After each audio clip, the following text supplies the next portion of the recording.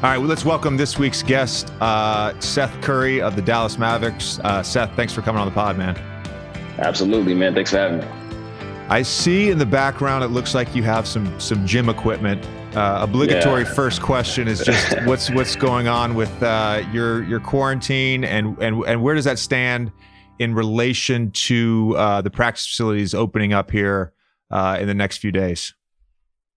I mean, for us here, I mean, in Texas, around the area, it's kind of opened up, like I was saying earlier. But I mean, they're not letting us in our practice facility here for, they said, at least another couple of weeks. So I'm trying to stay ready at home, trying to stay in some type of shape, get on the Peloton bike every day, get some workouts in my little makeshift gym I got here at home. So I'm trying to be creative. Have you had access to a court? Actually, I've been going outside. So I got like a friend who I met recently who has a huge backyard with a full court outside. So I go out there 2 or 3 times a week and get my own little individual workouts in with the wind blowing. It's not ideal, obviously, but I get a few wrist flicks in, keep my J right, and feel like I'm getting a skill workout in. I think for me, that's been the only thing really keeping me sane is that I've had access to a gym. And that hour that I go and get shots up, it's like everything right now. Those first 2 weeks, that's why I was going crazy. Like I was getting my cardio in, but I just couldn't get a ball. Like it was weird. Did you come right back to Dallas? Like, what was your timeline like once they shut everything down? Yeah, so we were actually the last game that was ever played this year. Like they canceled the season while we were in the fourth quarter of our last game. So I was actually injured, so I knew the season had been suspended while we were still playing.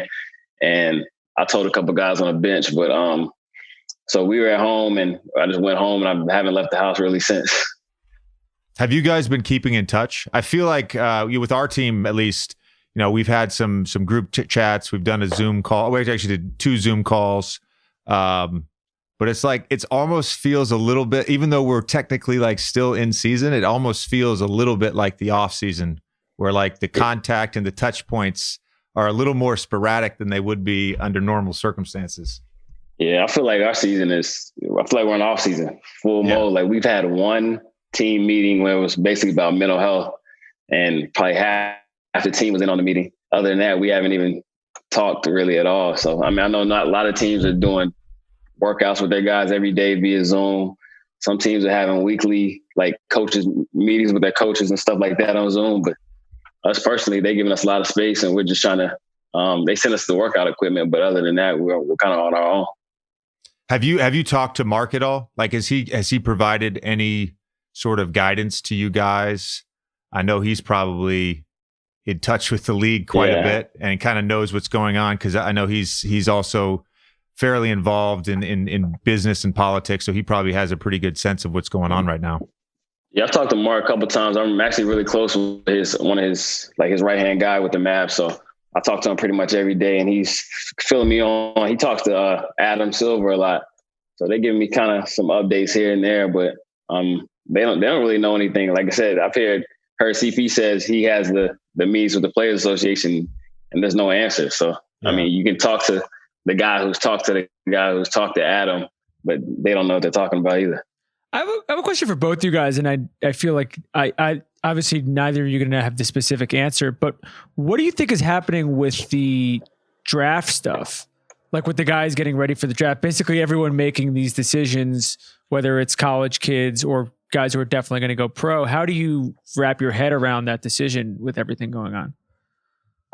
Yeah, that's tough too. I was thinking the same thing the other day. Like, are they working out? Like, because when you apply for the draft or you enter the draft, you have like a set routine up to the draft day of what you're doing. And they're probably kind of up in limbo and talking to their agents and trying to figure out where they're going. But it's tough because you can't really move up the draft or down the draft right now, right? Right.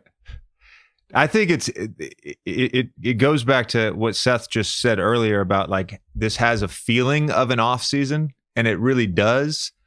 But in the off season, and I want to ask you about this, but in the off season, like I have a set routine, and pre-draft there's like a set number of weeks leading up to individual workouts in the combine, and then there's the interviews, and there's all these things, these protocols and sort of these criteria to meet. And even like for me, like in the off season, I can kind of map out like 2 days after the season ends, I map out week by week, like when I'm going to take my mini breaks, when I'm going to take my vacation, when I'm going to ramp it up, when I'm going to start my shooting, like all that stuff. And right now it's just, you can't plan. And it's similar to what you just said about, CP and the Players Association and the league office.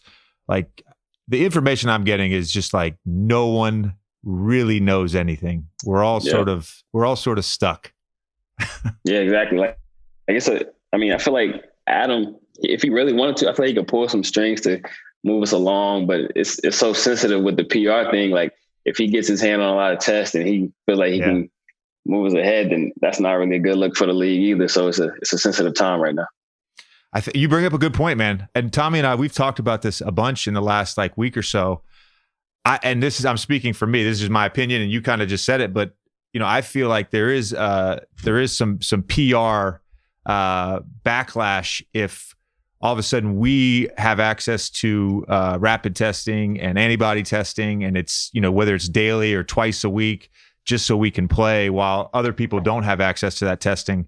So I almost feel like the league, as much as they're waiting for the science and the data and the municipalities, there's also a component of just like waiting for public sentiment to change a little bit.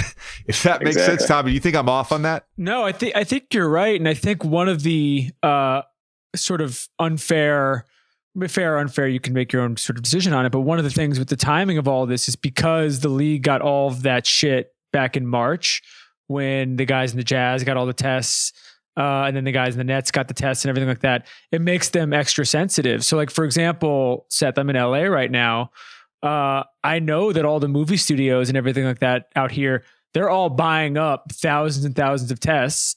And whether it's September or October, whenever it is, when they get back into production, like you're not stepping on foot on one of those sets without getting tested. And it's a thing that like they're just going to do because they can't just not do anything for a year and a half.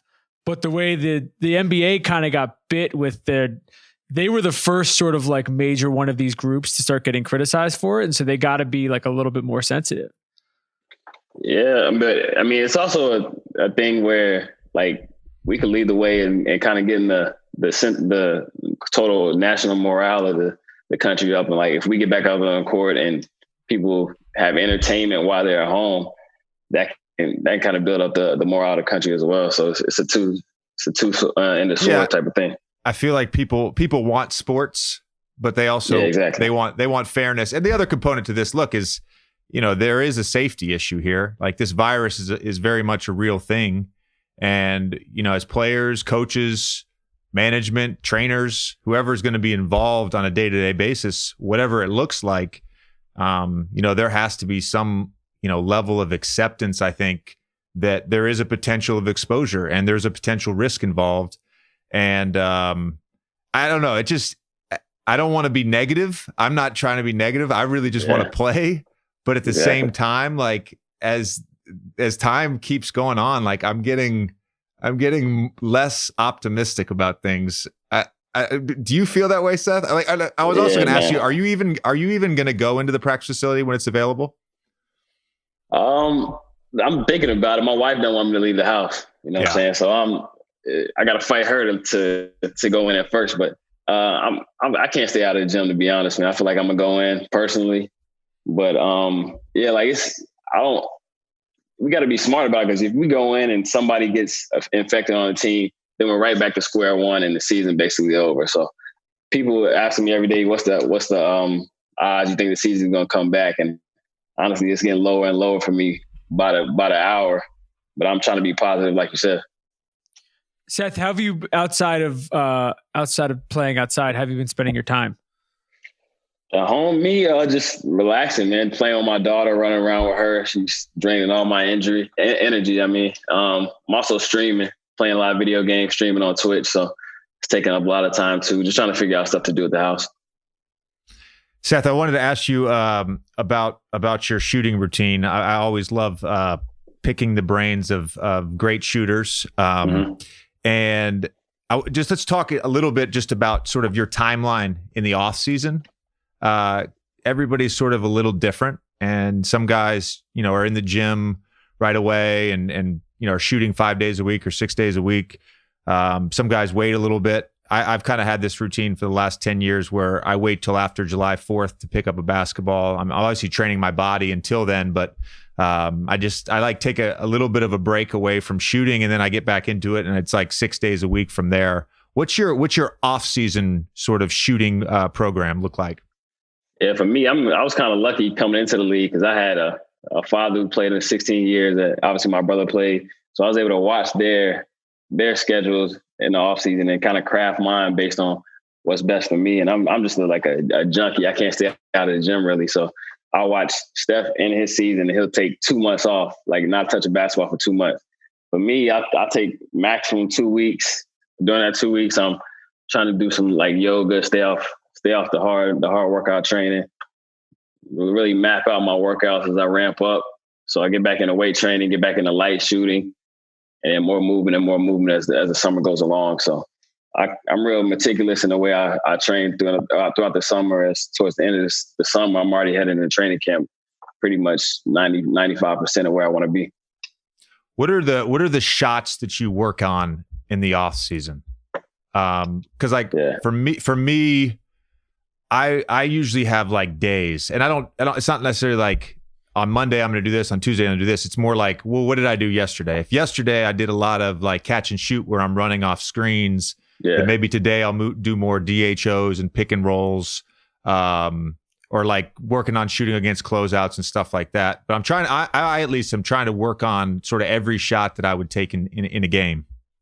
Yeah, for me, I come into the day trying to master one area of what I want to do. You know what I'm saying? I rep stuff over and over, whether it's a pick and roll, mid-range pick and roll going one way. I'll do that 100, 150 times in one workout, just trying to master it, get it down. Obviously, I get my spot shots and stuff every day. But yeah, I come into a workout a week trying to master one thing and just build on that as the summer goes along. One of our assistant coaches put together a little video for me the other day, just in terms of creating separation on pin downs and shooting off pin downs. And he was asking me like, what are the sort of your keys in terms of getting your shot off?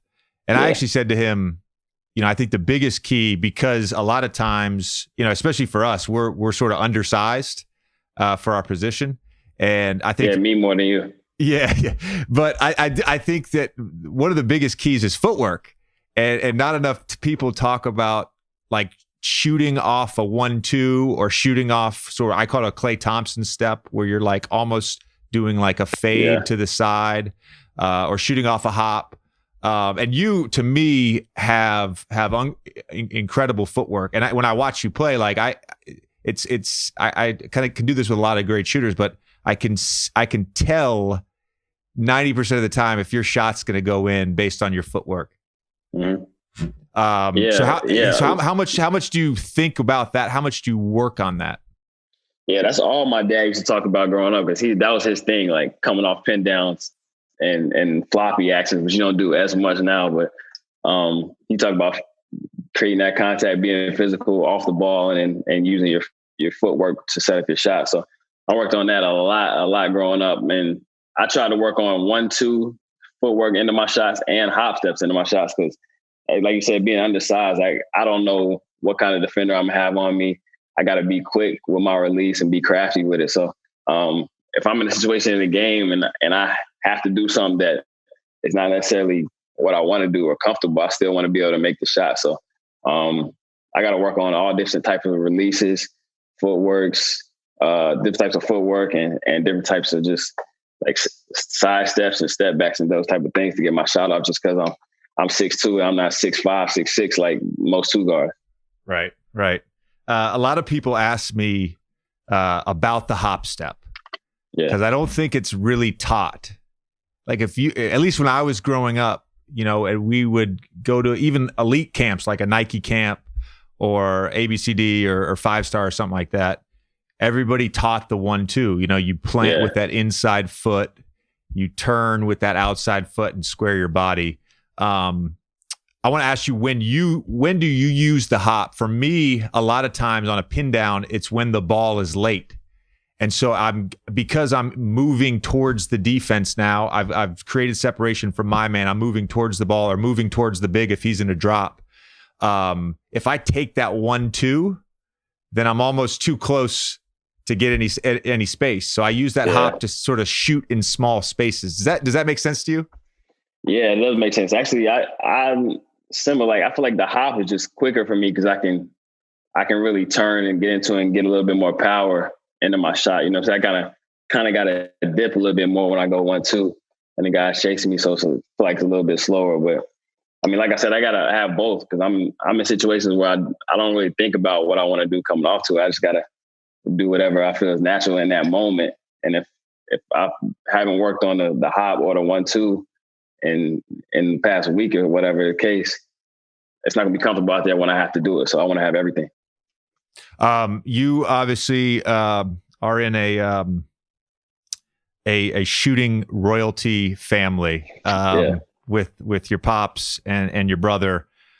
When did you sort of realize that you were a great shooter? And by the way, this doesn't probably get talked about enough, although it started to be talked about on some of the national broadcasts in the last couple of weeks of the regular season. But you are, I think, second all time in career 3-point percentage. Yeah, which is pretty good. But when did you realize that you were an elite shooter?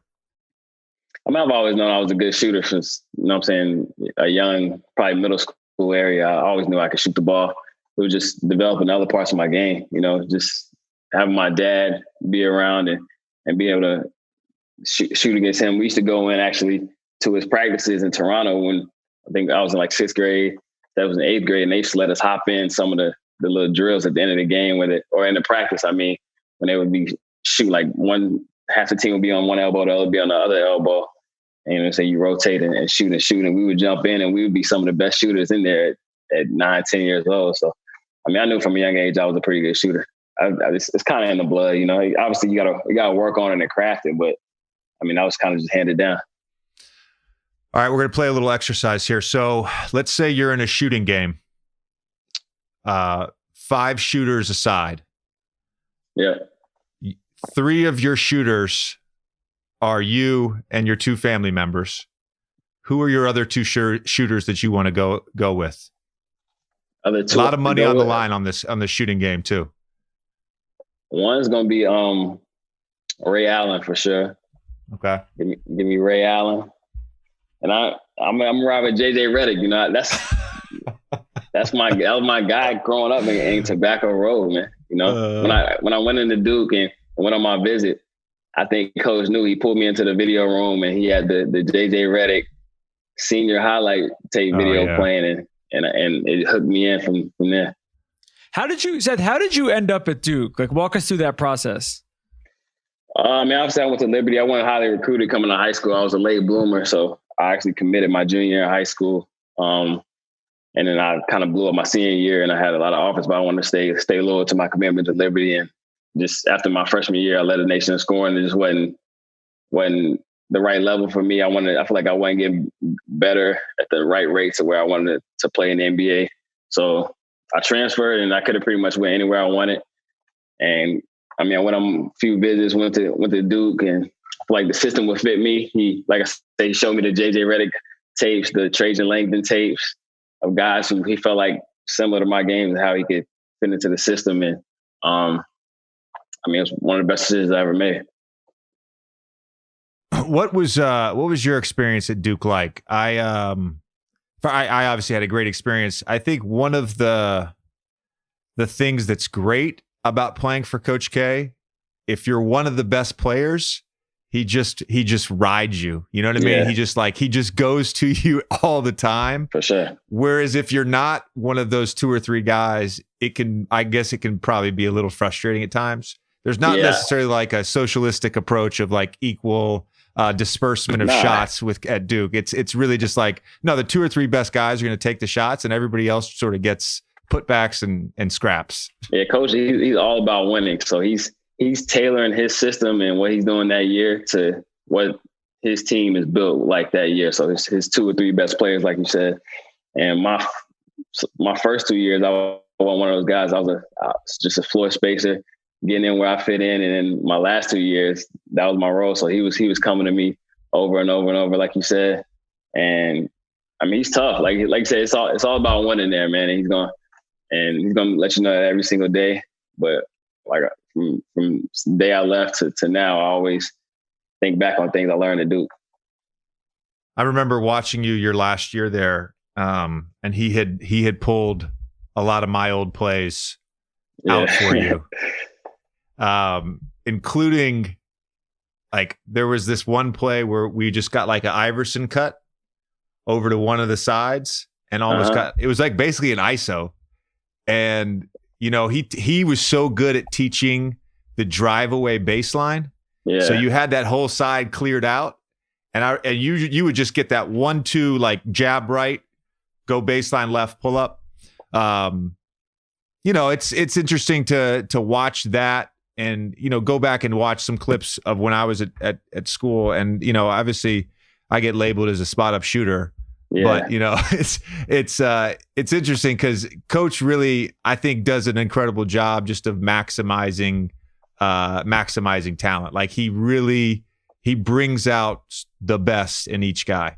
Now that's funny because like you say, thinking back to some of those plays he put in, when he was putting them in, I used to like, because I'm just a mental, I remember things and I studied the game or whatever. So he used to put the plays in and I'd be like, yo, this is a JJ play right here, huh?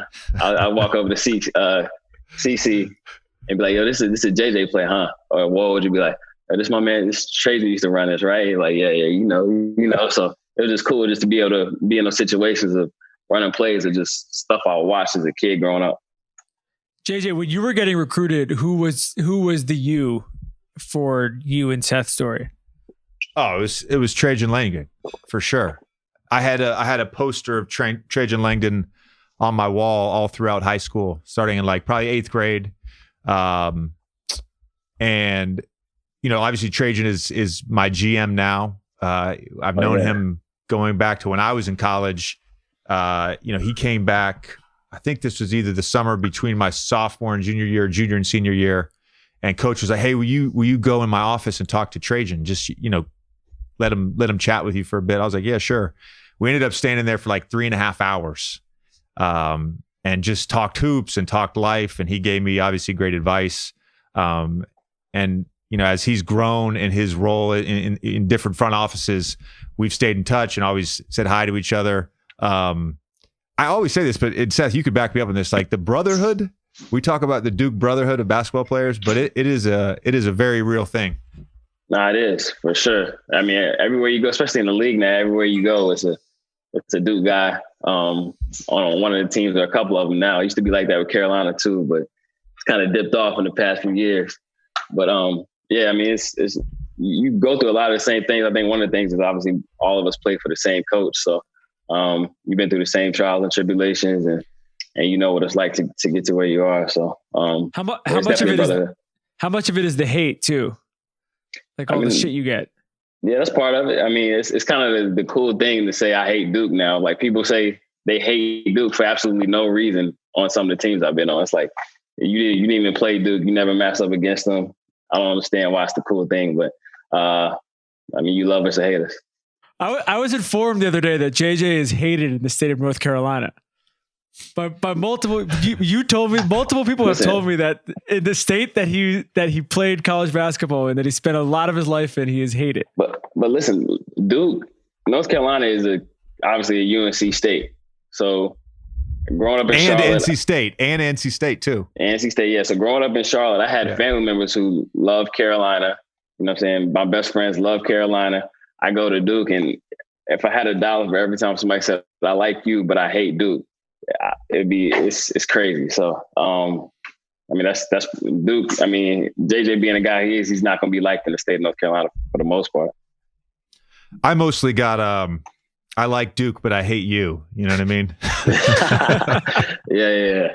I got a lot of that. No, I always tell, like, there were times where we would, and we didn't lose much when I was at school, but you know, we lost, I think 23 games or something like that in 4 years. And like, you know, you go in the next morning before class to you know, get a bagel or something from the cafeteria. and the person who is behind the counter, as you're sort of checking out and paying with your Duke student card, she starts talking shit about us losing. I'm like, you're on Duke's campus. You know, like what? I mean, it's it's amazing to me about college. Like it felt like every time you lost, it was the end of the world. Oh, so just that transition to the league where you lose and you got another game the next night and you got to just move on from it. It's different. My rookie year, Brian Hill was our coach, and I'm used to Coach K, who's just, as you said, super intense every day. Yeah. Just trying to get the most out of it, trying to win every game. Everything is some sort of, life lesson. And we start the season and we get up there game one. And he said, he writes out like the next 5 games, whatever the next 5 games were, he writes them out on the board. And he's like, I'm going to keep track. We're going to look at every 5-game segment. We got to win 3 out of 5 to make the playoffs. And I'm like, oh, so it's cool if we lose 2? Yeah, oh, exactly. Okay. Like that just is like. Yeah, when I left, I didn't know how to act getting on the bus after a loss. Like you didn't really, if you lost a game, you didn't talk until the next practice, it felt like, you know what I'm saying? So dudes were losing and be laughing, getting on the bus. It was an adjustment. God forbid you lose 2 games in a row at Duke. Oh no. That's because that the way college works, I mean, that could be like 8 or 9 days of fucking hell. You knew going into that next practice, it was going to be real. Yeah. Did you guys ever get your jerseys and practice stuff in the locker room all taken out of your locker and thrown in the middle of the locker room? It happened to me twice in my 3 years of Duke. It happened to me twice. We go in the locker room and they got little pennies on our chairs. That's what we're practicing in. We don't deserve to wear the Duke uniform right now. Where'd they get the pennies? Walmart? Probably. That's what it felt like. That's wild. Yeah. Seth, have you been? Go ahead if you want to keep that. I want to talk about Jordan. Oh, okay. The doc. Yeah, that's fine. Seth, have you been watching the doc? Yeah, of course. What are your what's been your favorite part so far? I mean, I know most of it. You know what I'm saying? Just being around the league, I know most of the story, but probably my favorite part is just obviously the behind the scenes look at Jordan every day and the way he interacted with his teammates and just behind the scenes, like I said, you don't really get the inside look at Jordan and he's not on social media like everybody else is nowadays. So you don't really know his personality as much. And it's just cool to get to see it. I had this question. This is for both of you. Do you think this could exist with anybody else ever with like the level of social media? And just sort of like think about how much we know about you and Steph, or how much we know about LeBron already. There's not going to be the same level of just peek behind the curtain, just sort of naturally because of this sort of sharing process that we have as a society. Yeah, I don't think it'd be this kind of hype, obviously with being Jordan and behind the scenes. But I think any type of documentary where you're getting behind the scenes access to a high profile player or a team like that, it'll be watchable and good TV for sure. Tommy, are you going to watch the Quibi doc, Blackballed, that's coming out? About the Clippers? About the Clippers? I'm going to download Quibi to watch it, and then I'm going to delete Quibi. Okay, it's coming out Monday. It's the 11th, right? I think it's the 11th. It's coming out soon, yeah. Yeah. I think it's coming out Monday. Yeah, I'm sure I'll be watching it with my wife being who she is. So it's going to be on the TV. Yeah. That was an interesting time for sure. Is it just about Sterling? Yeah, so I think it just kind of focuses on the Sterling thing, and then I assume it's everything leading up. So CJ, Chris's brother, sent me the episodes like 2 nights ago. I just haven't had a chance to watch. To answer your question though, like D-Wade came out the other day when he was talking about the 08 Redeem Team doc that he's working on. Yeah. And that was like just on the cusp of like pre-social media. So I feel like there's going to be a lot of stuff in that maybe we haven't seen before. But I do think to really like peel back the curtain now, like you have to show an incredible amount of vulnerability because everything is documented now. Everything is documented and everything lives on the internet. Yeah. Yeah, but what you think we're getting something we didn't know from this documentary? Like any information we didn't know? To your point, I haven't watched episodes 5 and 6 yet. We're recording this on Wednesday, so I'm a few days behind. But in the first 4, like I did not live through like 85 through 89, 90. So that was all sort of like new to me. I didn't remember the 1990 Eastern Conference Finals, them losing to the Pistons in Game 7. Like I didn't remember any of that. Everything past that I lived through. I watched it, as a kid, and as to your point, like you were basically there for a lot of that. Yeah, I was young. I mean, I was. Yeah, you were young. You were born in 90? Yeah. Okay. Yeah. So, I mean, I was young, but I was around it. My dad was around it, and I watched every other Jordan documentary. So it's not really, like I said, it's more about the behind the scenes look. Yeah, I totally agree. I think one of the moments from this past weekend's episode that really resonated with people online was just the scene of him with the security guard, where they were just flipping quarters, and it was like nothing. There was nothing controversial there. There was nothing that was at the time they would have thought was particularly memorable. But like we as fans we've never had a visual like that. Like we've never seen him shooting the shit with people in that way. Versus, I think now there's cameras everywhere all the time. And so it's just, we've seen everybody have these interactions.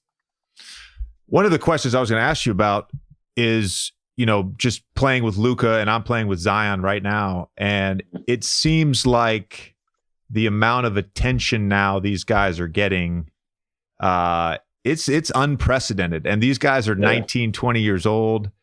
I mean, if I do a media session and I get 5 questions, 4 of them are about Zion every time. Yeah. Like without a doubt. For sure. And I think it's almost weird. It's almost weird. It's almost surreal at times just being their teammate. Yeah, but I mean, they're in the age where they're built for it. They grew up in it. So like it's no, like if they weren't getting that attention, they feel like they're doing something wrong. You know what I'm saying? I go about my business and I just want to go home at the end of the day. I know whether I had a good game or not. They need that attention, and they're going home and posting their highlights on IG and on Twitter and reposting stuff. So I think, you know what I'm saying, they grew up in it, they're built for it, and that kind of gets their juices flowing.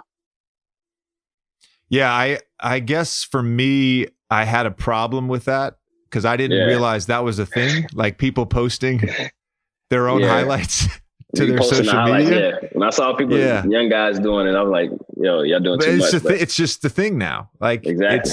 And you brought up Coach Chris Collins from Duke. But I remember him telling me this maybe like 6 or 7 years ago as they started recruiting kids that had been on social media now for, 2 or 3 years, where they were at 15, 16 years old, and they would get them on these recruiting visits, and the kids would ask them like, well, how are you going to help me build my brand?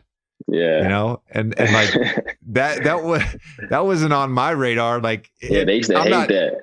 Yeah. They used to hate it. But look, times have changed. You gotta evolve at some point. I mean, I think I've even thrown up at least one fit pic on my Instagram story, and potentially growing. I maybe 2 highlights, maybe 2. Just keep growing, man. Keep getting fresh. Yeah. And people can go to the game looking good, fresh, take some pictures, and still be locked in that night, bro. You can do both. What's the absolute not acceptable to post on social media ever in 2020? It's not much these days, man. It's not much. What Jamal Murray did. Oh, yeah, that's one of the few. There's a few. JJ got in trouble on this show a couple months ago because he said that, and I'm going to misquote him a little bit, but he basically said that some guys in the league care more about walking into the pregame tunnel than they do about the game. Yeah, that's what I was getting at. Like that's the thing. Like people, that's part of building your brand these days. Guys want to get those pictures, and as they walk in for the Instagram after the game, and I think, it's a comes a time where you can get your fit off walking in and still be locked in that night for the game. So that's just the age we're in. Yeah, look, I don't have a problem if Russell Westbrook wants to do it because he's a monster and he plays every night. I don't have a problem with that.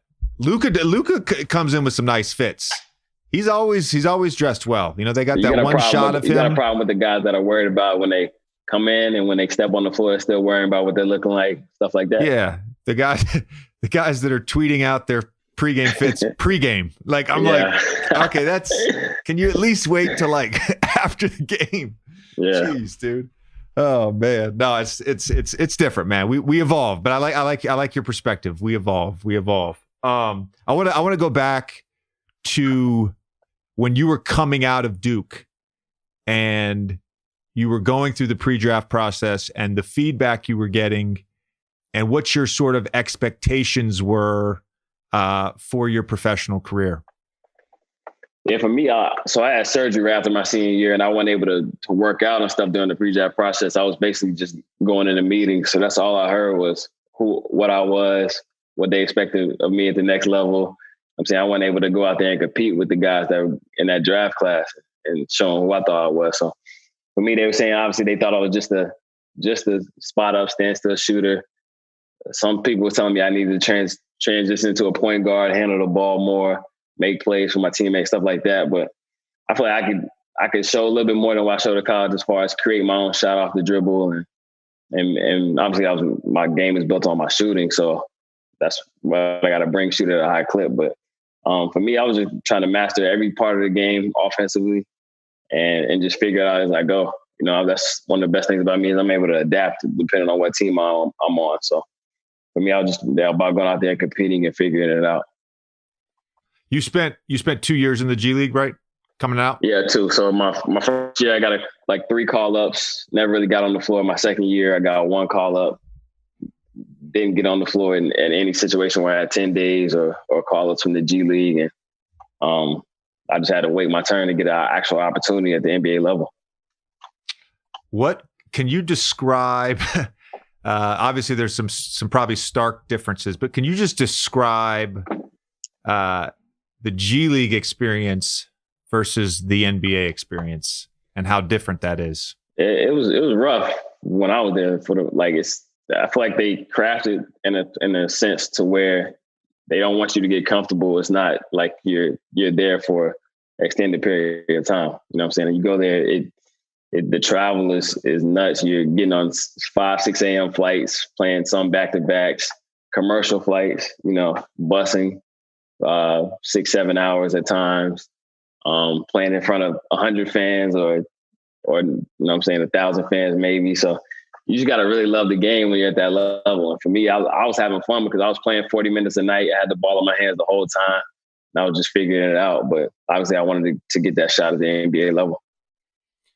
Do you remember the turning point in your NBA career where you felt like you belonged? For sure.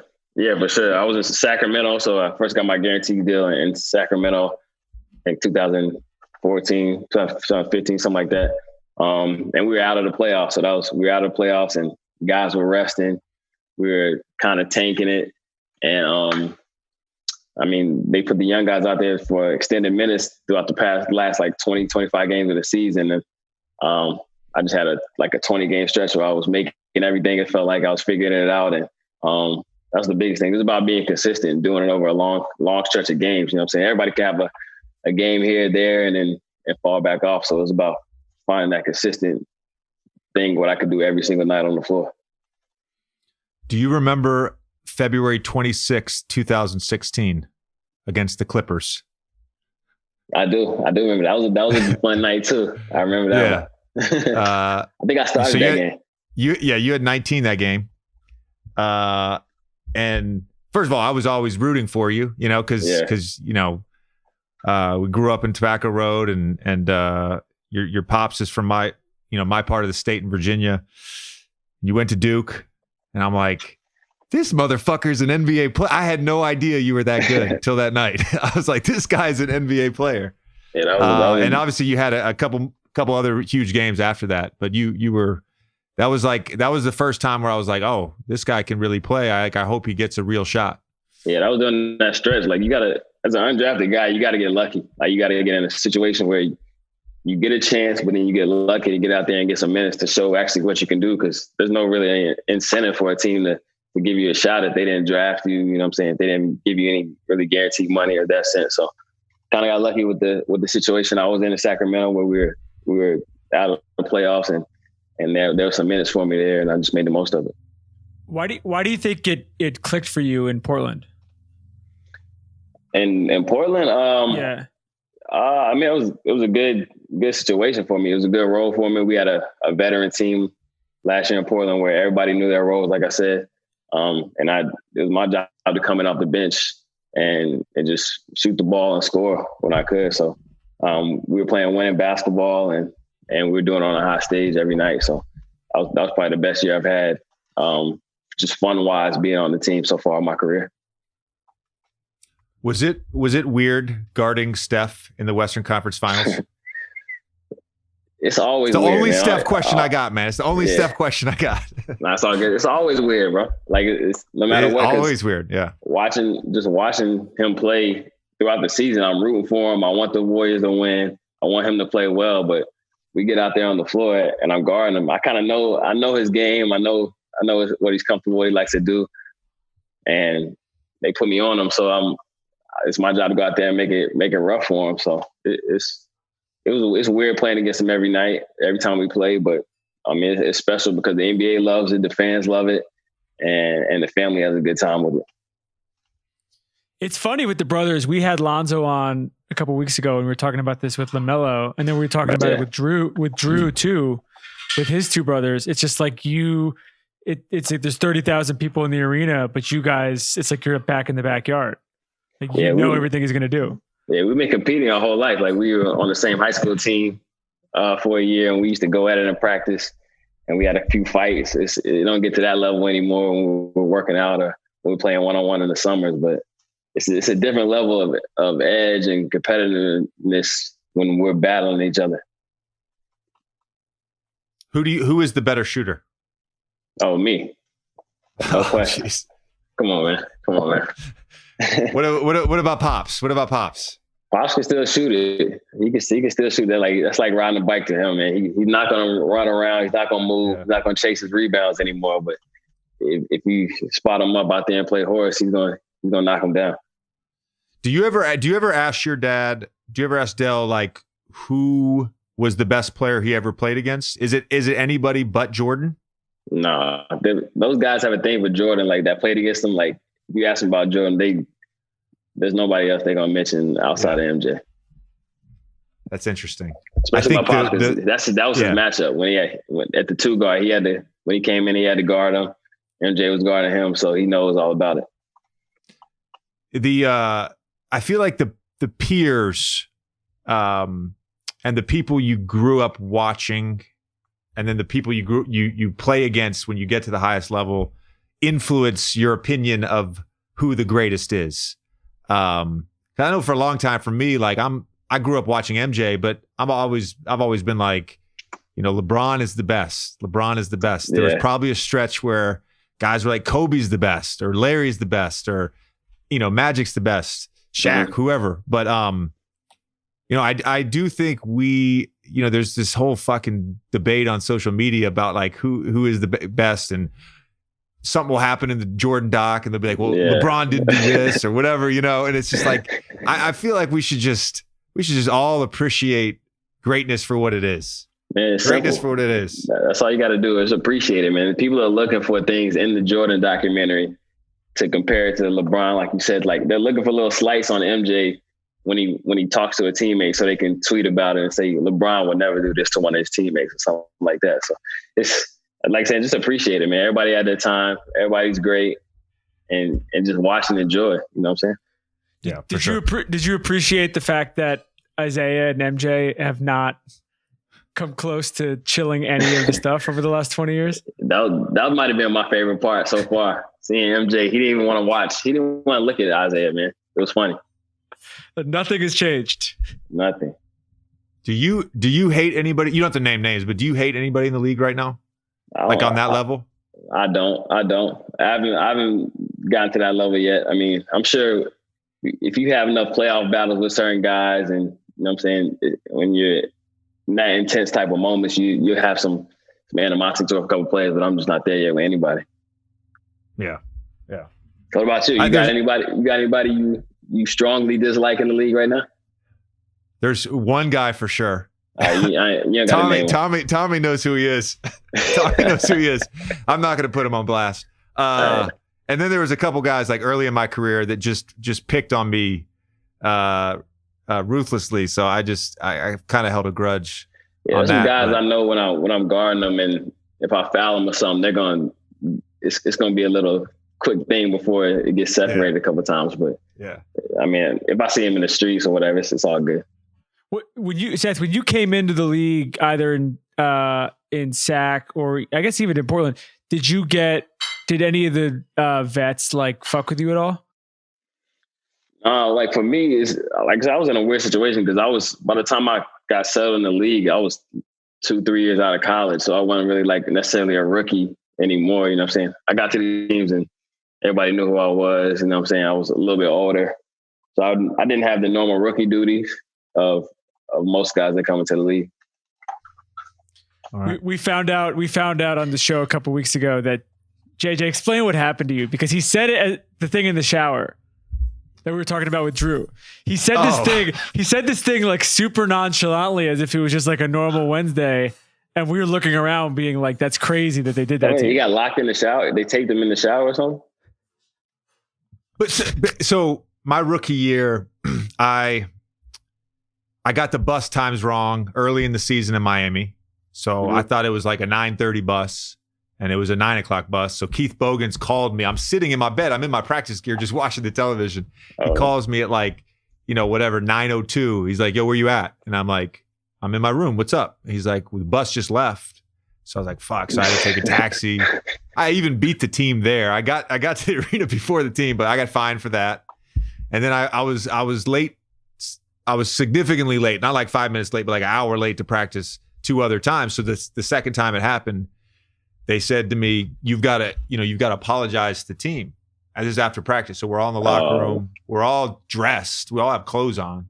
And they're like, sit in this chair in front of the team and apologize. So I sat down in the chair. And as soon as I started talking, like 3 guys came up and they just held me down and they duct taped me to the chair and then rolled me in the shower. And I was in there for a long time. Yeah, I was in there for a long time. Yeah, man. That'll probably be all over the new Twitter and all that if somebody did that these days. Yeah. You're probably right on the cusp. You're probably right on the cusp of that level of rookie humiliation. You can't do that anymore. Well, the part that you said, which you're leaving out of the story now, is like, it's one thing for them to do that to you. They like left you in there and no one came for you for like a long time. It was a long time. Jay Bird. They left. Everybody left. Everybody left. I was in a cold shower, just water running on me. But I mean, I was safe. Yeah. Like I'm not making fun of, like I'm not making light of hazing here or anything like that. Like the worst that happens now, like we always talk about this, but like the worst that happens now is you got to wear the backpack. You got to wear like a Hello Kitty backpack, popcorn in the car. Yeah. The problem with Zion is, the guy really doesn't drive a car, so like we wanted to popcorn his car. But like, you got a lot of money though, so you can leave with those big bills and not feel bad. That's true. All right, Seth, I appreciate the time, man. This was a lot of fun. Yeah, man, it's fun. good to catch up. And hopefully I'll see you on the court very soon, man. Yeah, for sure, man. Keep doing your thing with the podcast, man. It's a lot of fun. Later, man. Stay safe. Appreciate it. Thanks, all right. Man.